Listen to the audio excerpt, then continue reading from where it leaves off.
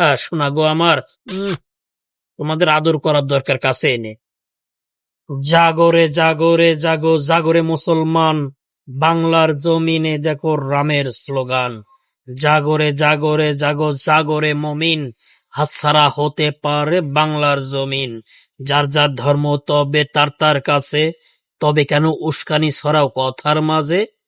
উগ্রপন্থী হিন্দু সনাতনী বাংলাদেশটা দখল করতে চাই, মগের মুল্লুক এটা এত সোজা? হ্যাঁ শোনা গো আমার, তোমাদের আদর করার দরকার কাছে এনে। তোমাদের তো মারা যাবে না, মারলে পারে তো আবার মিডিয়া দেখাবে আমাদের জঙ্গি হিসেবে। তোমাদের সুখে থাকতে ভূতে কিলাই, তাই না? আমি যতটুকু জানি বাংলাদেশের হিন্দুরা আরামায়েশেই থাকে।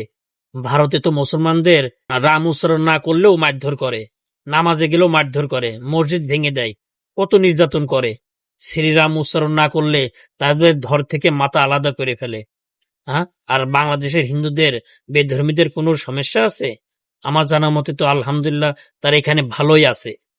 তারপরেও তোমরা কেন এত মাথাচাড়া দিয়ে উঠতেছো বাংলাদেশের জমিনে, আমার বুঝে আসে না।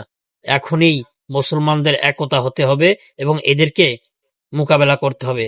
তা না হলে পারে ভবিষ্যতে গৃহযুদ্ধ লাগতে পারে। ছোট মনে আমার এটাই মনে হচ্ছে। খুব সাবধান, হুঁশিয়ার।